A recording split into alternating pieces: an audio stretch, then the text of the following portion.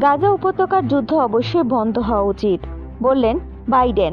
ST Bangla TV report করেছেন নিজস্ব প্রতিবেদক। গাজা উপত্যকার যুদ্ধ এখন অবশ্যই বন্ধ হওয়া উচিত, এই মন্তব্য করেছেন মার্কিন প্রেসিডেন্ট জো বাইডেন।